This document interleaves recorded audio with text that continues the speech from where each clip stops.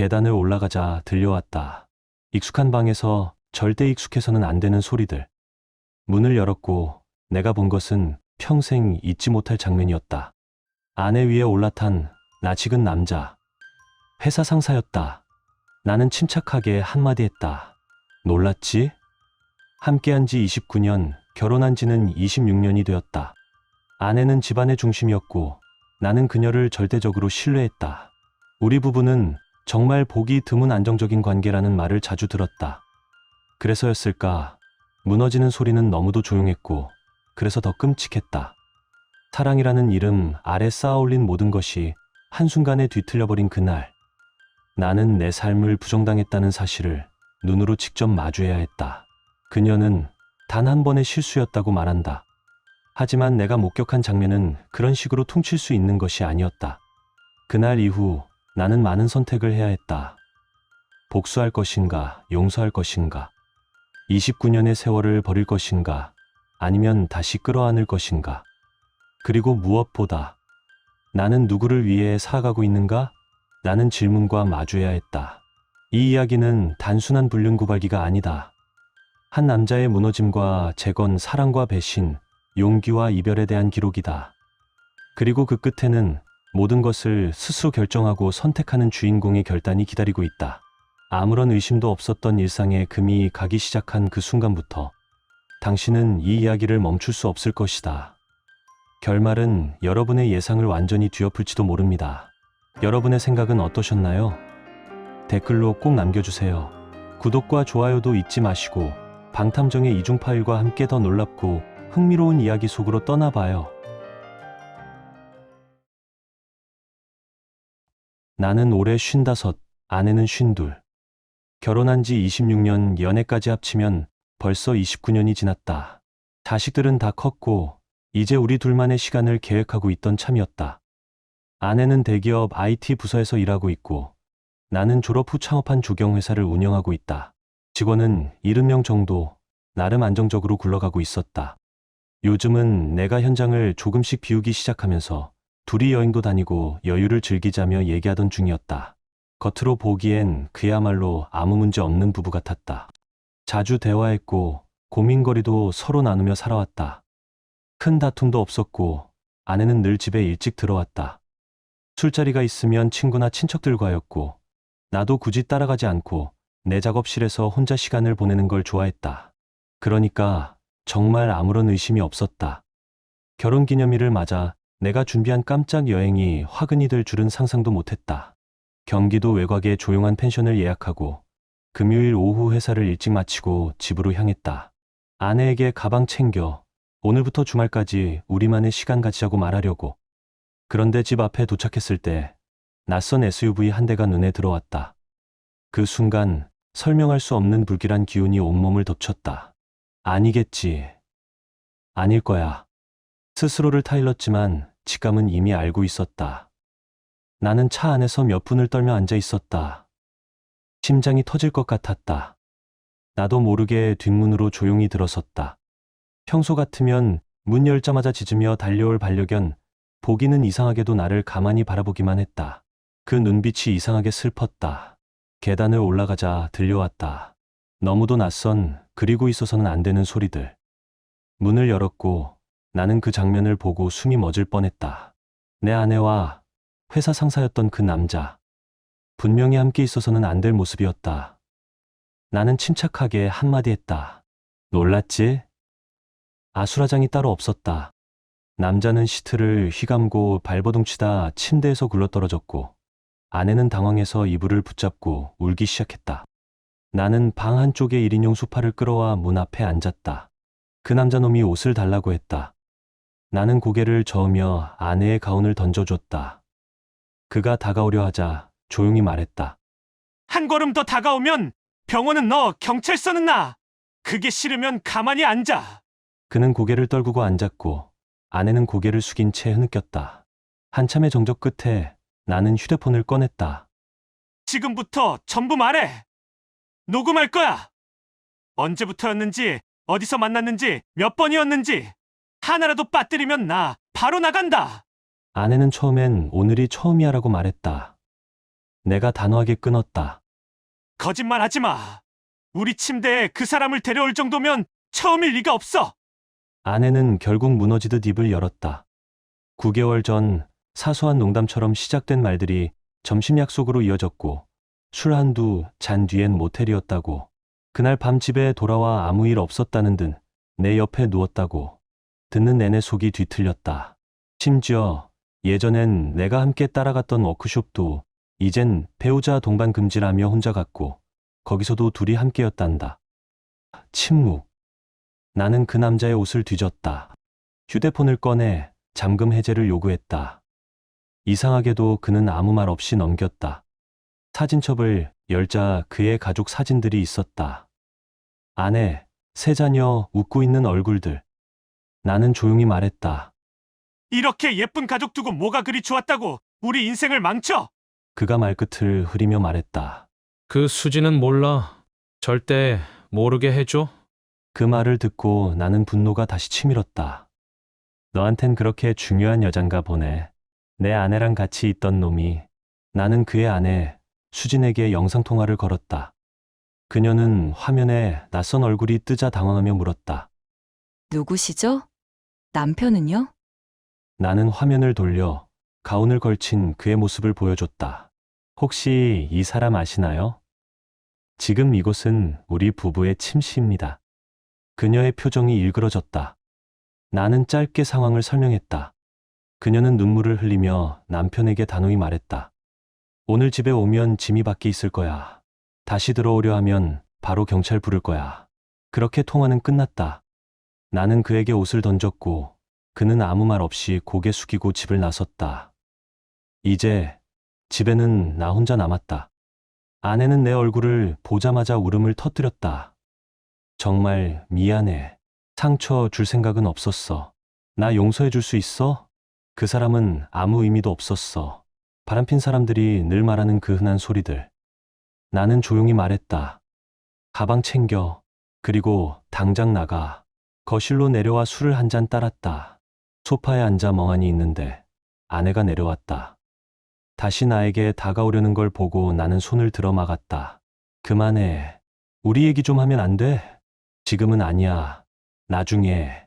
지금은 아무 말도 하지 마. 변호사부터 찾아야 할 것 같아. 그럴지도 몰라. 내 말에 또다시 울기 시작했다. 그 눈빛을 보며 이제 곧 그래도 난 당신을 사랑해 라는 말이 나올 걸 직감했다. 나는 이를 악물고 말했다. 그 말 지금은 하지 마. 난 이제 그 말 믿을 수 있을 것 같지 않아. 아내는 흐느끼며 현관문을 나섰고 나는 문이 닫히는 순간 바닥에 주저앉아 울음을 참지 못했다. 내 인생이 그 문틈으로 나가는 듯했다. 얼마나 시간이 흘렀는지 울다 지쳐 소파에 다시 앉았다. 친구에게 전화를 걸었지만 목소리가 나오지 않았다. 울먹이며 숨만 몰아쉬는데 그는 나를 알아채고 말했다. 집이지? 금방 갈게. 30분쯤 지났을까? 그는 내 집으로 달려왔다. 나는 아무 말 없이 핸드폰을 건네주었고 그는 영상을 보았다. 나는 부엌으로 가 술을 더 따르려다 그에게 술잔을 빼앗겼다. 이건 너한테 아무 도움 안 돼. 오늘은 여기서 혼자 있으면 안 돼. 가방 챙겨. 보기도 데리고 우리 집으로 가자. 그렇게 그날 밤 나는 친구 집에 머물렀다. 벌써 열흘 전 일이다. 하지만 아직도 속은 텅 빈 것 같다. 업데이트. 여기까지 읽어준 모든 분들께 감사하다. 온라인 커뮤니티에서 받은 조언과 응원들. 하나하나 가슴 깊이 새기고 있다. 특히 나처럼 절망 속에서 무너지던 사람에게 당신은 잘했어라는 말은 너무나도 큰 위로였다. 다만 내가 진짜 잘한 건지 모르겠다. 그냥 하루하루 무표정하게 흘러가고 있을 뿐이다. 왜 첫 글이 삭제됐는지 들었다. 너무 이야기에 집중됐고 도움 요청이 보이지 않았다고 한다. 하지만 내 진짜 목적은 그거였다. 도움이 필요했기 때문에 글을 썼다. 그리고 정말 많은 도움을 받았다. 사실 아직도 아내를 아내라고 부른다. 이혼 예정인 아내, 전 아내 그런 말 차마 손이 안 간다. 도대체 내가 왜 이러는지 모르겠다. 그날 밤 아내는 아들 부부의 집으로 갔다. 아들은 전화해서 물었다. 무슨 일인데 엄마를 내쫓았어? 나는 말했다. 엄마가 말하지 않으면 내가 말할 거야. 결국 아내가 말했고 아들은 모든 걸 알게 되었다. 다음 날 보기를 돌보기로 한 딸이 집에 왔다가 강아지가 없는 걸 보고 친구 집으로 찾아왔다. 그리고 나에게 무슨 일이냐고 물었고 나는 모든 걸 말했다. 그때 딸의 표정, 아내의 배신보다 더 가슴을 찢었다. 그녀는 보기를 데리고 집으로 돌아가 약혼자를 불렀다. 토요일 아침 나는 친구에게 말했다. 며칠 산장에 있을게. 데려다 줄 수 있겠어? 그는 고개를 끄덕였고 나는 보기와 함께 짐을 챙겨 떠났다. 숲길을 걷고 장작을 패며 보냈다. 운동이자 치료였다. 월요일이 되자 나는 집으로 돌아와 은행, 카드사, 법률사무소 등에 전화를 돌렸다. 회사를 도와주던 변호사가 한 명을 추천해줬고 목요일 그녀와 상담했다. 나는 그날 녹음한 내용을 들려줬다. 그녀는 아주 냉철하고 강단 있는 사람이었다. 나는 곧바로 그녀를 고용했다. 그리고 물었다. 회사에 인사팀에도 알리는 게 좋을까요? 그녀는 고개를 저었다. 지금은 조금만 더 기다립시다. 타이밍이 중요해요. 요즘은 거실 소파에서 잔다. 침실에 들어가는 건 아직은 힘들다. 금요일 아들이 전화해 왔다. 아빠, 엄마가 여기 더 못 계시겠대요. 우리 부부한테도 솔직히 너무 힘들어요. 혹시 집으로 돌아오게 해줄 수 있어요? 디데이 이후 아내와 단 한마디도 나누지 않았다. 나는 한참 동안 전화를 쥔 채 아무 말도 하지 못했다. 머릿속엔 수없이 많은 생각이 스쳤다. 다시 상처받을까 두려운 마음, 그런데도 여전히 미련이 남아있는 마음. 결국 나는 깊은 한숨을 쉬고 말했다. 그래, 알겠다. 토요일, 아내는 집으로 돌아왔고 나는 다시 산장으로 향했다. 밖은 영하 20도, 뼛속까지 얼어붙는 추위였지만 차라리 그게 나았다. 숨 쉴 수 있었다. 월요일 아침, 회사로 바로 출근했다. 직원들은 내가 데려온 보기를 반갑게 맞이했고 보기는 사람들 사이에서 종일 사랑받았다. 그날 저녁 집으로 돌아왔다. 문을 열고 아내를 보는 순간 내가 본 건 그날 그 장면이었다. 내 침대, 내 아내, 그리고 그녀 위에 있던 남자. 나는 그 장면을 떠올릴 때마다 숨이 막혔다. 말 한마디도 하지 않은 채 옷을 갈아입고 지하 작업실로 내려갔다. 아무 말도 없이 그냥 바쁘게 움직였다. TV를 틀어놓고 멍하니 화면을 바라보다가 의자에서 그대로 잠들었다. 그날 이후로 매일 아침 헬스장에 가서 샤워하고 회사로 직행했다. 저녁엔 늦게까지 회사에 있다가 집으로 돌아왔다. 그게 내 일상이 됐다. 피하고, 잊고, 견디고. 금요일, 인사팀장 나와 오랜 친분이 있는 그녀가 물었다. 요즘 어떻게 지내세요? 나는 한숨을 쉬며 말했다. 지옥이요. 그녀는 조심스럽게 조언했다. 소파에서 자지 말고 새 침대를 하나 사세요. 시작은 환경부터 바꿔야 해요. 그 말이 이상하게 와닿았다. 나는 그날 아내와 나의 공동 계좌에서 딱 그녀 목만큼을 출금했고 혼자 가구점을 찾아 새 침대를 구입했다. 배송은 토요일. 뭔가 씁쓸했다. 그날 오후 배달 기사에게 전화를 받기 전 근처 편의점에서 샌드위치 2개와 음료수를 사서 대기했다. 기사가 도착하자 나는 부탁했다. 점심은 제가 살게요. 그리고 부탁 하나만 드릴게요.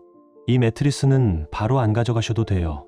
저 나무 옆에 세워놨다가 퇴근길에 회수해 주세요.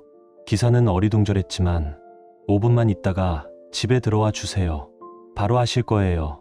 라고 덧붙였다. 집 안으로 들어가 이불을 걷어내는 순간 뭔가 강하게 떠올랐다. 나는 매트리스를 바라보다가 아무 말 없이 창고에 있던 스프레이를 꺼내 들었다. 그리고 한참을 그 위에 서 있었다. 진짜 이렇게까지 해야 하나? 이렇게 해도 내 마음이 편해질까? 결국 나는 조용히 스프레이를 내려놓았다. 말 대신 매트리스 위에 이불을 덮었다. 기사가 들어왔고 아내가 올라와 물었다. 무슨 일이야? 나는 차갑게 말했다. 그 침대에서 더는 잘 수 없어. 너가 새 침대 사줬더라. 아내는 눈살을 찌푸리며 내려갔다. 나는 입을 꾹 다물고 새 침대를 들여놓았다. 몇 시간이 지나자 아내가 다시 말했다. 기사들이 매트리스를 안 가져갔나 봐. 다시 올 거야. 나는 웃음을 꾹 참으며 말했다. 아직도 아내는 모르는 것 같다. 하지만 동네 사람들은 다 안다. 발렌타인데이. 아내는 꽃을 사고 식탁 위엔 근사한 저녁이 차려져 있었다. 그녀는 말없이 내 손을 잡고 시선을 맞췄다. 오늘만이라도 우리. 그녀는 내 손을 끌었다. 나는 단호하게 말했다. 내가 지구에 남은 마지막 여자여도 널 안을 일은 없어. 그녀는 당황한 표정으로 말했다. 우린 그게 아니라 사랑을 나누잖아. 나는 조용히 되받았다. 넌 너의 상사와 그런 관계를 맺었고 그날 이후 우리 사이엔 사랑도 아무것도 없어. 그녀는 충격받은 얼굴로 주방으로 향했고 눈물은 끝내 보이지 않았다. 나는 심호흡을 하고 말했다. 거실로 와. 얘기 좀 하자. 우리는 소파 양끝에 앉았다. 나는 물었다. 우린 이혼할까? 안녕 굳혀볼까? 내 말이 내 귀에도 어색했다. 왜 이런 선택지를 주는 걸까? 29년의 세월이 날 붙잡고 있었다. 그녀는 울면서 말했다. 내가 할 수 있는 건 다 할게. 다시 시작하고 싶어. 나는 고개를 끄덕이며 조건을 내걸었다. 가족들 모두에게 사실을 말해. 내가 어떻게 알게 되었는지까지 포함해서. 그녀는 고개를 숙이며 수긍했다. 2월 17일 가족 모임. 그날 밤 우리 부모님, 그녀의 부모님, 언니, 형부까지 모두 집에 왔다. 모두 거실에 모여 앉았고 나는 아내와 최대한 떨어져 앉았다. 무슨 일인데 이렇게 모이라고 했어? 설마 무슨 병이라도 생긴 거야? 가족들은 불안에 찬 얼굴로 물었다. 나는 아내를 바라보며 말했다. 직접 말해. 이건 내 이야기니까. 그녀의 아버지는 이미 뭔가를 감지한 듯 눈빛이 달라졌다. 그리고 아내는 울먹이며 모든 걸 털어놨다. 그날 그 침대에서 있었던 일까지. 모두가 침묵했다. 긴 침묵이었고 무거웠다. 그 침묵을 아내가 깼다. 누구라도 뭐라도 좀 말해줘. 나는 고개를 끄덕이며 조용히 입을 열었다. 무슨 말을 들으려고? 내가 끔찍한 짓을 했다고? 내 마음을 갈기갈기 찢었다고? 29년간 쌓은 모든 걸 망가뜨리고 우리 가족까지 산산조각 냈다고? 게다가 너희 둘이 저지른 짓으로 그 사람 가족도 다 망가졌는데 그게 그렇게도 좋았냐? 그 짧은 쾌락이 전부를 걸 만큼 가치 있었냐? 참아왔던 감정이 쏟아져 나왔다. 분노, 혐오, 배신감. 내가 이렇게 차가운 말을 쏟아낼 줄 몰랐다. 내가 낯설었다. 그때 장모님이 조용히 말했다. 그만하자. 하지만 아내는 고개를 흔들며 울먹였다. 아니에요. 난 이 말 들어야 해요. 그리고는 울며 2층으로 뛰어 올라갔다. 장모님이 따라가려 하자 장인어른이 손을 올려 막았다. 놔둡시다. 저 아이, 지금은 아파봐야 합니다. 그게 시작이에요. 남은 가족들과 조금 더 얘기를 나눴다. 모두가 내 편이었다. 필요한 게 있으면 언제든 말해요. 나는 고개를 끄덕이며 말했다. 심리 상담을 받고 있어요. 괜찮아질 거예요. 그런데 아직도 사랑하긴 해요. 지금 그 아이가 더 필요로 하는 사람은 저보다 부모님들이에요. 그날 밤 디데이 이후 처음으로 편안하게 잠을 잤다. 다음 날 아침 아내는 거실에 나와 있지 않았다. 게스트룸 문을 조심히 열어보니 밤새 울다 잠이 들지도 못한 얼굴이었다. 그제서야 처음으로 느껴졌다. 이제서야 현실을 받아들이는구나. 가족 앞에서 모든 걸 말했고 내 분노를 있는 그대로 받아낸 후에야. 그녀는 깨어난 듯 보였다. 그리고 처음으로 후회의 감정이 진심처럼 느껴졌다. 우리 얘기 좀 해야겠어. 그녀가 고개를 끄덕였다. 사실 대부분은 내가 말하고 그녀는 들을 차례였다. 솔직히 99%는 이혼 쪽이야. 하지만 1%만큼은 아직도 남아있어. 그 1%를 위해 내가 해줄 수 있는 걸 해줘야겠어. 그녀는 눈물을 닦으며 말했다. 무엇이든 할게. 제발 아직 결정하지 말아줘. 나는 아버지가 돌아가셨을 때 했던 얘기를 꺼냈다. 내가 17이었을 때 아버지가 이런 말씀을 하셨지. 힘든 일이 닥치더라도 그걸 어떻게 이겨내느냐가 너라는 사람을 만든다. 절대 감정이 격할 때 인생의 중요한 결정을 하지 마라. 그때는 그냥 흘려들었는데 지금 그 말이 이렇게 아프게 와닿아. 아버지가 살아계셨다면 이 말 정말로 가슴에 담고 있었다고 말해드리고 싶었어. 눈물이 흘렀다. 그녀가 다가와 안았지만 나는 안아주지 않았다. 그런데 그 따뜻함이 싫지 않았다. 그게 더 무서웠다. 너는 당분간 나가 있어야 해. 매일 너를 보는 건 나에게 회복을 불가능하게 만들어. 그녀는 조용히 고개를 끄덕였다. 회사로 가는 길, 변호사에게 전화를 걸어 점심시간에 만나 커피를 마셨다. 나는 99대 1 이야기를 다시 꺼냈고 이혼 서류 준비를 요청했다. 그녀는 조언했다. 만약 경제적으로 가능하다면 아내에게 단기 임대 주택을 마련해 주는 것도 좋아요. 훗날 법정에 간다 해도 당신이 이혼을 감정적으로가 아닌 성숙하게 대응하고 있다는 증거가 될 수 있어요. 나는 동의했고 월요일까지 서류를 준비해 주기로 했다. 지인 부동산 중개인에게 연락해 상황을 설명했고 바로 괜찮은 임대 매물을 추천받아 계약을 마쳤다. 2월과 3월 월세, 보증금까지 모두 선납했다. 집에 돌아오자 아내에게 말했다. 내가 머무를 곳을 마련했어. 이번 주 안으로 이사해. 그녀는 놀란 표정으로 말했다. 이렇게 빠를 줄은 몰랐어. 원래는 아들 집에서 돌아오는 날 바로 너를 집에 들이지 않으려고 했어. 그녀가 나간 후 나는 바로 이삿짐 업체를 불렀고 토요일 아침 집은 반쯤 비워져 있었다. TV도 사줬지만 괜찮았다. 어차피 더 큰 걸 사고 싶었으니까. 그날 저녁 나는 버번 위스키 한 병을 사서 거실에 앉았다. 잔을 기울이며 이 글을 쓰고 있다. 내일은 헬스장에 가고 내가 가장 좋아하는 칠리를 끓일 거다. 그리고 새 TV도 살 거다. 추가 업데이트. D-Day 이후 정확히 4주가 지났다. 월요일 변호사와 이혼 서류 검토를 마쳤다. 핵심 조항은 2가지. 그녀는 내 회사 경영에 절대 관여하지 않는다. 집은 내가 갖고 5년간 분할로 그녀 지분을 정산한다. 위 조건을 그녀가 수용하면 협의 이혼으로 간다. 화요일 아내의 전 상간남의 부인과 점심을 함께했다. 우리는 2시간 동안 많은 이야기를 나눴다. 왜 이런 일이 일어났을까? 우리가 뭘 놓쳤을까? 그녀는 과거에도 이런 일이 있었던 것 같다고 했다. 나는 조심스럽게 조언했다. 변호사 통해 그 남자의 전 직장 기록을 확인해 보세요. 혹시 이혼 소송에 영향을 줄 수 있어요. 그녀는 그를 지하실에 머무르게 하며 얼굴도 마주치지 않고 있었다. 그녀는 조용히 부탁했다. 그 사람을 불러 점심을 먹기로 했어요. 혹시 와서 함께 있어줄 수 있을까요? 나는 고개를 끄덕였다. 언제, 어디서든. 그날 밤 나는 아내의 새 집으로 불쑥 찾아갔다. 그 남자가 거기 있을지도 모른다는 생각 때문이었다. 문을 열고 나온 그녀는 살이 빠지고 눈이 퀭해져 있었다. 이사한 이후 제대로 잠도 못 자고 먹지도 못한 모습이었다. 그녀는 문을 열고 나를 마주 보았다. 살이 빠지고 눈빛은 지쳐 있었다. 우리는 잠시 아무 말도 하지 않고 마주 섰다. 나는 조용히 말했다. 물 한 잔만 부탁할게.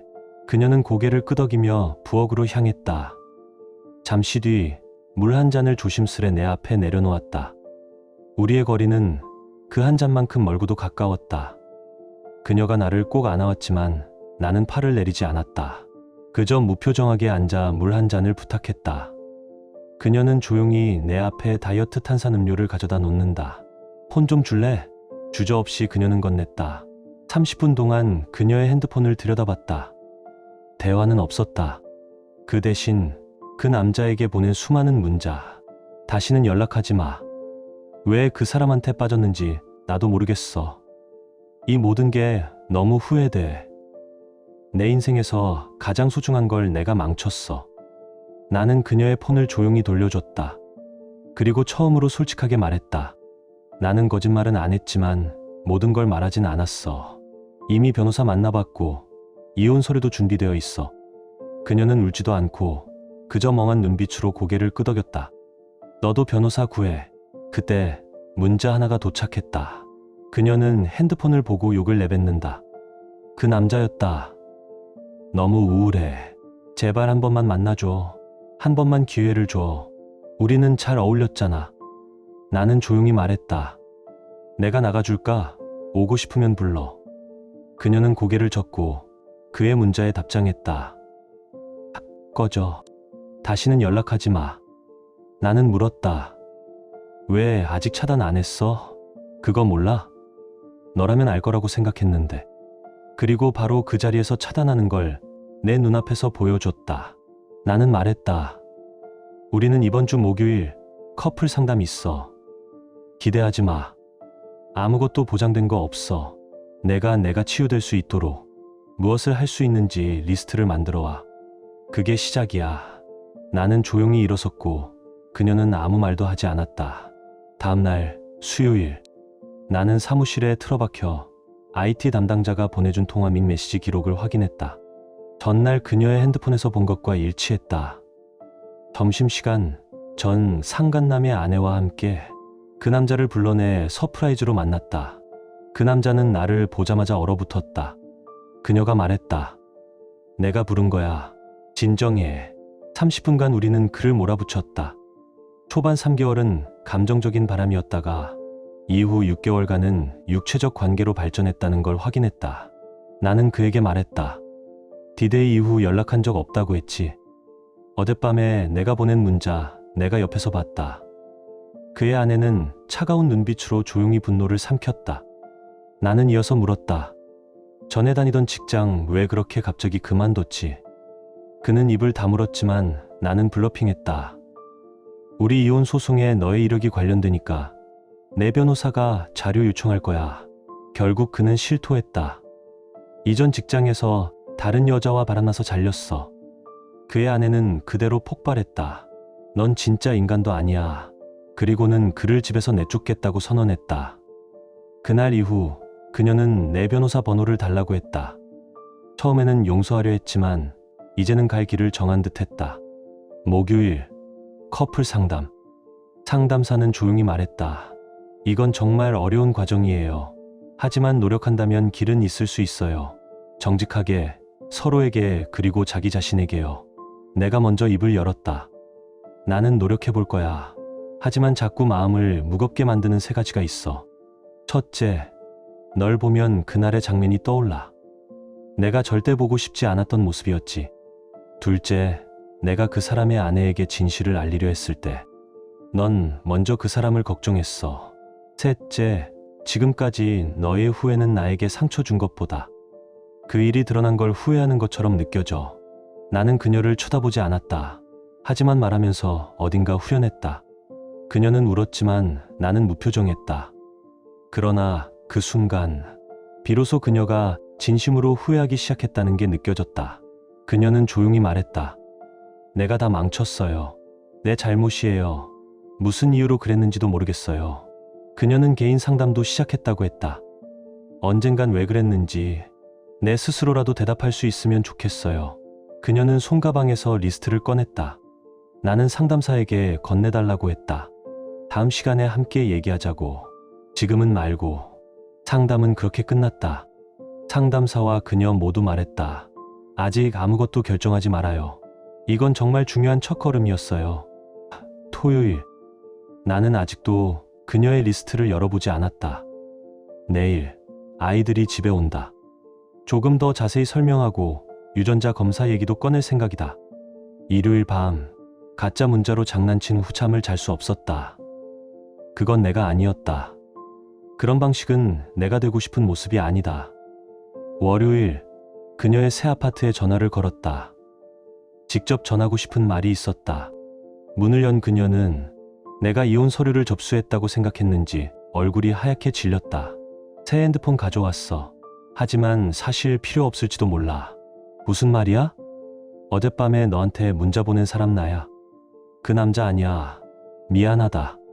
그녀는 아무 말 없이 앉았다. 나는 말을 이었다. 나는 아직도 그 1%에 매달리고 있어. 그게 우리가 가진 유일한 희망이야. 하지만 정직하지 않으면 안 돼. 거짓은 다시 시작할 수 없어. 그녀는 눈물을 닦았다. 화를 낼 줄 알았는데 오히려 그 반대였다.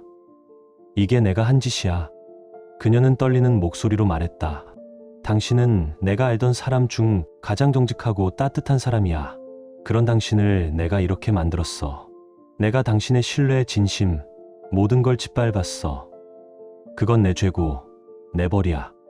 3월의 어느 날 나는 법원 앞 벤치에 앉아 있었다. 곧 이혼 서류 최종 확인을 위해 들어갈 시간이었다. 그녀는 그날도 울고 있었다. 하지만 이번엔 나도 울지 않았다. 정말 이게 우리가 선택한 길일까? 그녀가 떨리는 목소리로 물었다. 나는 웃으며 대답했다. 아니, 이건 내가 선택한 길이야. 이제부터는 나를 위한 삶을 살 거야. 서류에 서명하고 나오는 길. 공기조차 가렵게 느껴졌다. 나는 자유로웠다. 한 달 후, 회사는 봄 시즌 준비로 분주했다. 직원들의 웃음, 커피 향기, 그리고 나를 반기는 강아지. 모든 게 다시 살아나는 기분이었다. 내 사무실 책상에는 이사한 아내가 남긴 편지 한 장이 놓여 있었다. 당신을 잃은 건 내 인생 최대의 실수야. 이제라도 후회하는 내가 너무 늦었다는 걸 알아. 하지만 부탁이야. 나처럼 무너지지 말고 꼭 당신만의 삶을 살아줘. 나는 편지를 접어 서랍 깊숙이 넣고 다시 꺼내지 않았다. 그녀는 그 후, 아내는 회사를 그만뒀다. 전 상간남의 부인은 본격적으로 이혼 절차를 밟았고 그는 어느새 도시를 떠났다. 사람들은 묻는다. 그래도 사랑했잖아. 후회는 없어? 나는 늘 똑같이 대답한다. 후회는 있어. 하지만 이제 나는 나를 속이지 않는 사람이야. 봄이 깊어지고 나는 주말마다 오두막집으로 간다. 강아지와 산책하고 장작을 패고 따뜻한 커피를 끓인다. 그리고 혼잣말처럼 이렇게 말한다. 잘했어. 끝까지 참은 것도, 결국 떠난 것도, 그리고 용서하지 않기로 한 것도. 마지막 장면. 새로 꾸민 침실. 새로운 침대 위에 누운 나는 창밖을 바라본다. 햇살이 눈부시다. 폰을 꺼내 새로운 번호로 한 줄 남긴다. 나는 더 이상 피해자가 아니다. 그 순간 나는 완전히 다시 태어났다. 당신은 이 이야기를 어떻게 느끼셨나요? 댓글로 당신의 생각을 들려주세요. 이 이야기가 여러분께 작은 감동이 되었거나 잠시 멈춰 삶을 돌아보게 하는 계기가 되었다면, 혹은 바쁜 일상 속에서 따뜻한 위로가 되어주었다면 그것만으로도 저희는 더할 나위 없이 기쁩니다. 여러분의 좋아요와 댓글, 그리고 구독은 이러한 이야기들이 더 많은 사람들에게 닿을 수 있도록 따뜻한 다리 역할이 됩니다. 끝까지 함께해 주셔서 진심으로 감사드립니다. 늘 평안하시고 사랑과 진심이 가득한 하루 되시길 바랍니다.